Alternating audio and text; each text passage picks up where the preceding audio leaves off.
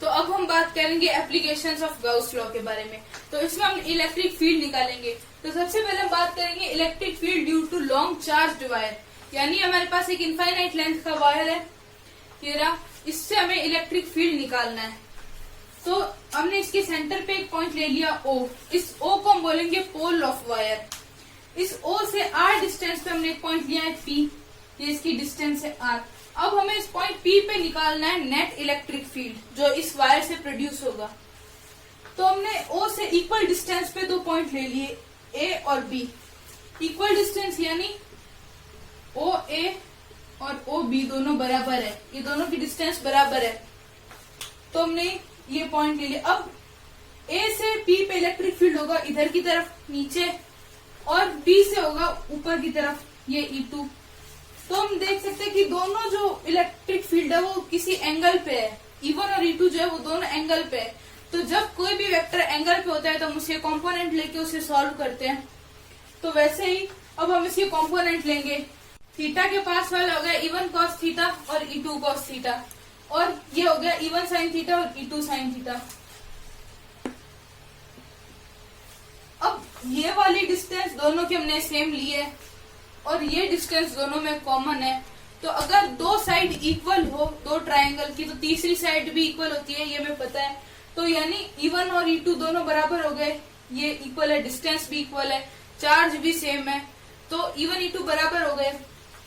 तो E1 sin theta और E2 sin theta ये दोनों इक्वल एंड ऑपोजिट है, तो एक दूसरे को कैंसिल आउट कर देंगे। तो जो नेट इलेक्ट्रिक फील्ड होगा वो E1 cos थीटा और E2 cos थीटा से होगा। तो नेट जो रिजल्टेंट इलेक्ट्रिक फील्ड है वो इस डायरेक्शन में होगा। अब ये जो वायर है ये एक इलेक्ट्रिक फील्ड में है, तो हम गॉसियन सरफेस को इमेजिन करते हैं। तो ये लेते हैं, ये एक सिलेंड्रिकल शेप का हो गया वायर, ये वायर हो गया, और इलेक्ट्रिक फील्ड की डायरेक्शन ये रही। इलेक्ट्रिक फील्ड को हमने इसे डिनोट किया है, यानी ये R रेडियस का एक सिलेंडर है। तो अब हम इसे इलेक्ट्रिक फ्लक्स देखेंगे। तो टोटल फ्लक्स यानी हम एक बार d फाई मानते हैं, d फाई बराबर E dot dA, E vector dot dA vector. अब ये दोनों साइड d है तो हम इसका इंटीग्रेशन करेंगे। इस E के पास जो मैंने इंटीग्रेशन का साइन लगाया इस पे मैंने एक सर्कल बनाया, यानी इसका मतलब हमें किसी भी क्लोज जो स्ट्रक्चर है या क्लोज शेप है उसका हमें इंटीग्रेशन करना है। तो वो कैसे करेंगे हम,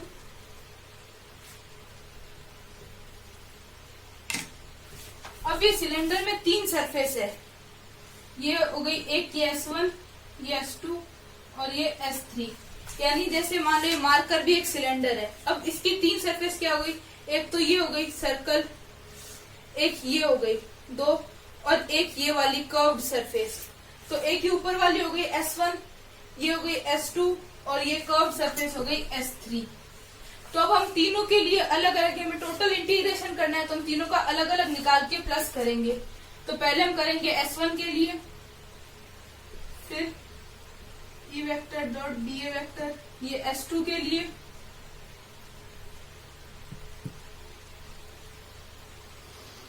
और ये S3 के लिए। तीनों सरफेस के लिए हम अलग अलग करेंगे। अब यहाँ पे दो वेक्टर के बीच में डॉट प्रोडक्ट है, यानी यहाँ पे cos थीटा आएगा। तो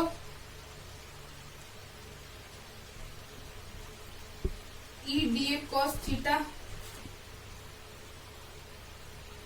यहाँ पे भी आ जाएगा E dA cos थीटा, यहाँ पे भी आ जाएगा E dA cos थीटा। अब dA क्या होता है, ये होता है एरिया वेक्टर, और एरिया वेक्टर हमेशा प्लेन के परपेंडिकुलर होता है। यानी मान लो हम ये कोई भी प्लेन मान रहे हैं तो एरिया वेक्टर ऐसे इसके परपेंडिकुलर होगा। तो ये S1 जो है वो ऐसे है, प्लेन है, तो एरिया वेक्टर इसके परपेंडिकुलर ऐसे होगा। यानी एरिया वेक्टर ऐसे है और E वेक्टर ऐसा है, दोनों का एंगल हो गया 90 डिग्री का एंगल है दोनों में।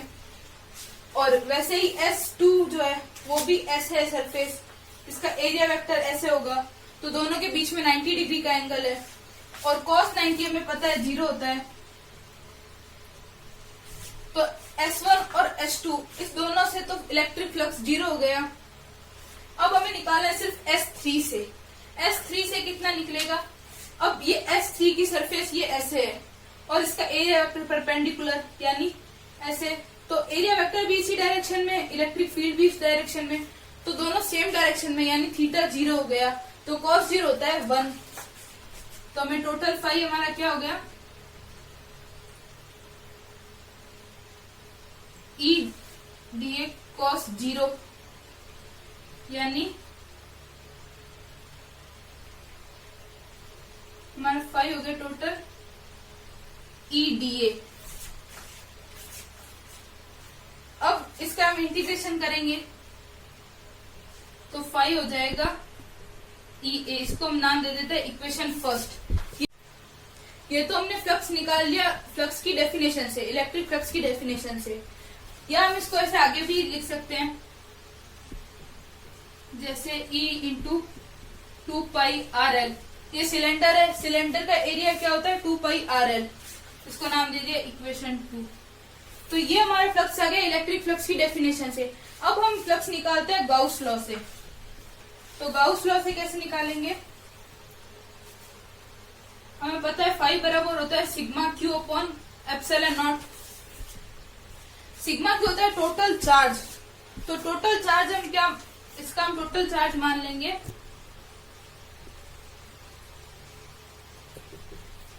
क्यू डैश, जो इस पे फील्ड प्रोड्यूस कर रहा है उसको हमने मान लिया क्यू डैश। और ये लेंथ कितनी है,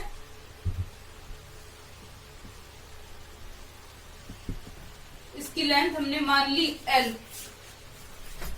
तो हमें पता है, अब हम लगाएंगे यहाँ पे लीनियर चार्ज डेंसिटी।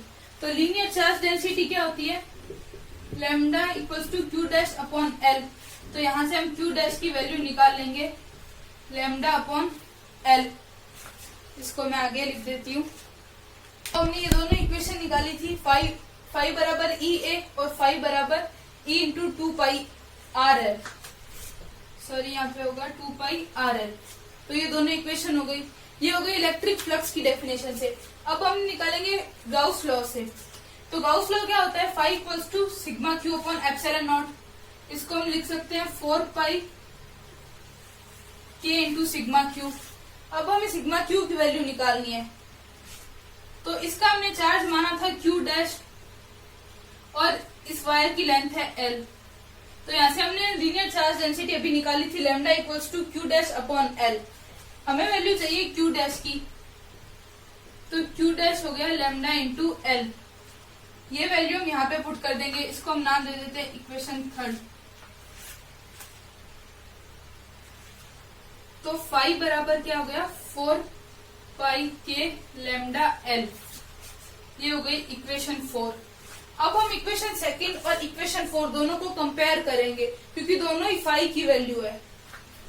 तो यहाँ पे मैं लिखती हूँ E into 2 pi r l equals to 4 pi k lambda L. अब ये पाई से पाई कैंसल आउट हो जाएगा, एल से एल कैंसल आउट हो जाएगा और 2 से ये 4 चला जाएगा 2 टाइम्स। तो E इक्वल्स टू 2 के लैम्डा अपॉन ये R यहाँ पे नीचे आ जाएगा 2 के लैम्डा अपॉन R, ये हो गई इक्वेशन 5। तो कोई भी लॉन्ग चार्ज वायर है यानी इनफाइनाइट लेंथ का हमने चार्ज वायर लिया है तो कितना इलेक्ट्रिक फील्ड प्रोड्यूस करेगा 2 के लैम्डा अपॉन R, यानी इसके लिए जो E है वो इनवर्सली प्रोपोर्शनल है R के, यानी हम जितना लेंथ को इंक्रीज करेंगे इलेक्ट्रिक फील्ड उतना ही घटता जाएगा। तो अब हम बात करेंगे electric field due to non conducting sheet. अगर ये कंडक्टिंग होती तो इसमें जो चार्ज होता है वो बाहर होता है, लेकिन ये अभी नॉन कंडक्टिंग शीट है। जैसे हमने एक शीट ले ली, उसका नाम है रख दिया हमने ABCD। अब ये शीट, ये तो बोर्ड पे तो 3D बना नहीं सकते पर ये शीट ऐसे पड़ी है। अब यहाँ पे हमने एक पॉइंट मान लिया O और उससे ऐसे P R डिस्टेंस पे एक पॉइंट है P। इस O से वैसे ही हमने 2 बराबर पॉइंट ले लिए बराबर डिस्टेंस पे, जैसे हमने पहले लिए थे वैसे इसमें OR बराबर OS हो जाएगा। ये OR और OS की डिस्टेंस दोनों बराबर है। अब ये R भी P पे फील्ड प्रोड्यूस करेगा और S भी P पे फील्ड प्रोड्यूस करेगा। तो आर से जो इलेक्ट्रिक फील्ड होगा वो हो गया E1 और एस से हो गया E2। तो ये दोनों किसी एंगल पे है, तो हम इसके कंपोनेंट लेके सॉल्व करेंगे इसको। तो कंपोनेंट जब हम लेंगे तो थीटा के पास वाला हो गया कॉस थीटा, तो E1 कॉस थीटा और E2 कॉस थीटा दोनों इधर हो गए, और E1 साइन थीटा और E2 साइन थीटा। अब जैसे हमने पहले अभी देखा था वही सेम कॉन्सेप्ट इसमें लगेगा। ये साइड इक्वल है और ये साइड कॉमन है, तो ये भी डिस्टेंस इक्वल हो जाएगी।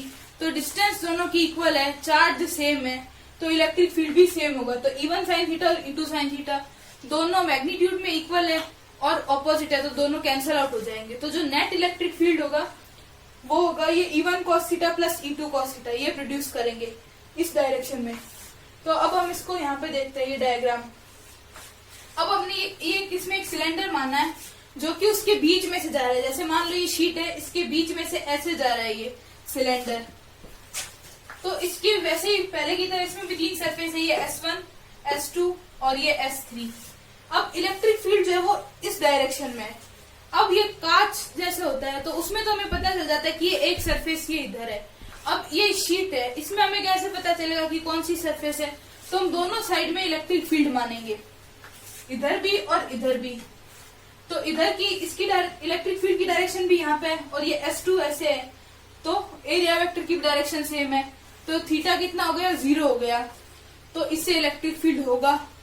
अब S1 देखते हैं, इलेक्ट्रिक फील्ड की भी डायरेक्शन इधर है और ये एरिया वेक्टर भी इधर है, दोनों में थीटा कितना हो गया? 0, तो यहाँ से भी इलेक्ट्रिक फील्ड होगा। लेकिन ये S3 का एरिया वेक्टर ऐसे है और इलेक्ट्रिक फील्ड इधर है, तो दोनों में हो गया 90 डिग्री का एंगल। तो इससे S3 से फ्लक्स कितना होगा? 0, और इन दोनों से फ्लक्स होगा। तो इलेक्ट्रिक फ्लक्स जब हम निकालेंगे तो phi equals to E vector dot DA vector, इसका हमें इंटीग्रेशन करना है। तो तीनों सरफेस का हमने अलग अलग लिख दिया। अब S3 का तो 0 ही हो जाएगा क्योंकि 90 डिग्री का एंगल है और cos 90 में पता है 0 होता है। S1 और S2 से इलेक्ट्रिक फील्ड होगा, कितना होगा? EDA, क्योंकि cos एंगल है 0 डिग्री का, तो cos 0 हो गया 1, तो EDA। अब जब इंटीग्रेशन करेंगे तो A आ जाएगा, दोनों को ऐड करेंगे यानी EA प्लस EA बराबर 5 हो गया 2EA। तो ये हो गई हमारी इक्वेशन सेकंड, ये हो गई इक्वेशन थर्ड। तो ये हमने फ्लक्स निकाल लिया इलेक्ट्रिक फ्लक्स की डेफिनेशन से। अब हम निकालते हैं गाउस लॉ से। तो गाउस लॉ क्या होता है? Phi equals to Q upon sigma Q upon epsilon nought. तो एप्सिलॉन नॉट की जगह हमने रख दिया 4 पाई के, तो 4 पाई के सिग्मा Q, इसको नाम दे दिया हमने इक्वेशन 4। अब सिग्मा Q यानी टोटल चार्ज कितना है? टोटल चार्ज हमने मान लिया Q डैश, तो फाई बराबर क्या हो गया? 4 पाई के Q डैश, इसको नाम दे दिया इक्वेशन 5। अब हमें पता है सरफेस चार्ज डेंसिटी यानी सिग्मा कितना हो गया? Q dash upon A। तो हम यहाँ से Q डैश की वैल्यू निकालेंगे सिग्मा इंटू A। अब ये Q डैश की जो वैल्यू है वो हम इक्वेशन 5 में पुट करेंगे, तो फ्लक्स क्या आएगा? फाई इक्वल्स टू 4 पाई के सिग्मा A, ये हो गई इक्वेशन 6। अब K को हम क्या लिख सकते हैं? हमें पता है K होता है 1/4 पाई एप्सिलॉन नॉट। तो हमने कंपेयर किया है इक्वेशन 6 और इक्वेशन थर्ड को, तो 2EA बराबर 4 पाई 1/4 pi epsilon not into sigma A। तो हमने K की ये जो वैल्यू है यहाँ पे पुट की है। अब इस 4 पाई से ये 4 पाई चला गया, इस A से ये A चला गया, तो यहाँ पे क्या बचा? सिग्मा अपॉन एप्सिलॉन नॉट, और ये 2 इसकी डिवाइड में आ जाएगा, तो E equals to sigma upon epsilon nought. तो नॉन कंडक्टिंग शीट जो है वो कितना इलेक्ट्रिक फील्ड प्रोड्यूस करेगी? Sigma upon 2 epsilon nought.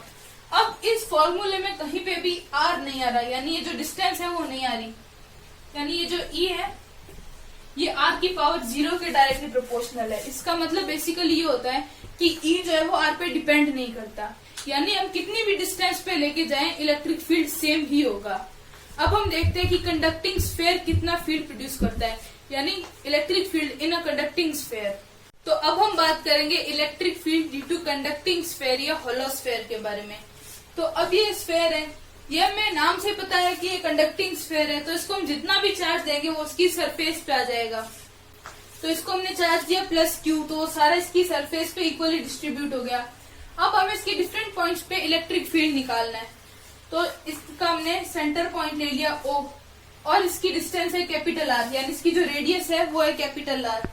अब इस O से स्मॉल आर डिस्टेंस पे हमने एक पॉइंट लिया है P। हमें इस P पे इलेक्ट्रिक फील्ड निकालना है। तो इलेक्ट्रिक फील्ड की डायरेक्शन तो यही हो गई, और एरिया के लिए हमने यहाँ पे छोटा सा एरिया का सेगमेंट ले लिया डीए वेक्टर। तो ये डीए वेक्टर ऐसे है, तो एरिया वेक्टर इसके परपेंडिकुलर होगा, यानी ई वेक्टर और डीए वेक्टर दोनों सेम डायरेक्शन में होंगे। थीटा कितना होगा, 0 होगा। तो अब हम देखते हैं इलेक्ट्रिक फ्लक्स की डेफिनेशन से। तो phi equals to integration of e vector dot DA vector, इसको हमने नाम दे दिया इक्वेशन फर्स्ट। अब दोनों हमने देखा भी कि दोनों सेम डायरेक्शन में, यानी थीटा 0 है, तो cos 0 होता है कितना होता है 1, तो ये हो गया phi equals to e d a. अब ये इसका हम इंटीग्रेशन करेंगे तो हो जाएगा ई ए यानी एरिया। अब स्फेयर का एरिया कितना होता है 4 पाई आर स्क्वायर, तो सीधा हमने लिख दिया phi equals to e into 4 pi r square, इसको नाम दे दिया इक्वेशन सेकेंड। तो ये तो हमने निकाली इलेक्ट्रिक फ्लक्स की डेफिनेशन से। अब हम निकालते हैं गाउस लॉ से। गाउस लॉ से क्या होगा, फाई इक्वल्स टू 4 पाई के सिग्मा क्यू। ये 4 पाई के कहाँ से आया, क्योंकि sigma q upon epsilon not होता है। एप्सिलॉन नॉट की जगह हमने लिख दिया 4 पाई के, इसको नाम दे दिया इक्वेशन थर्ड। अब सिग्मा क्यू कितना होता है टोटल चार्ज, और इस स्फेयर को हमने टोटल चार्ज कितना दिया है क्यू, तो ये कैपिटल क्यू यहाँ पे आ गया। तो सिग्मा क्यू की जगह हम क्या लिख देंगे, capital q. Phi equals to 4 pi k q, इसको नाम दे दिया इक्वेशन 4। अब हम इक्वेशन सेकंड और इक्वेशन 4 को कंपेयर करते हैं, क्योंकि दोनों ही फाई की वैल्यू है। तो E into 4 pi r square equals to 4 pi k q. अब 4 पाई से 4 पाई कैंसिल आउट हो जाएगा, और ये आर स्क्वायर इसके नीचे चला जाएगा। तो E, ये O का मतलब है आउटसाइड, तो E आउटसाइड कितना हो गया, k q upon are square, इसको नाम दे दिया इक्वेशन 5। ये तो हमने देख लिया कि जब ये पॉइंट P जो है वो स्फेयर के बाहर था। अब हम देखते हैं कि अगर यही पॉइंट P यहाँ पे होता, सरफेस पे होता, तो इलेक्ट्रिक फील्ड कितना होता। तो देखो सारी चीजें सेम रहती, बस डिफरेंट जो डिस्टेंस है उसी में ही डिफरेंस होता। कितना होता है, यहाँ पे भी डिस्टेंस कितनी है स्मॉल आर, और सरफेस पे कितनी है कैपिटल आर, तो दोनों डिस्टेंस इक्वल हो गई। स्मॉल आर यानी जो डिस्टेंस है वो कितनी हो गई, कैपिटल आर। तो सीधे ही हम लिख सकते हैं कि इलेक्ट्रिक फील्ड एट सरफेस यानी ई एस बराबर हो गया k q upon capital r square. ये हमारी हो गई इक्वेशन 6। तो आउटसाइड कितना हो गया, k q upon small r square, और सरफेस पे कितना हो गया, k q upon capital r square. अब हम बात करते हैं स्फेयर के अंदर।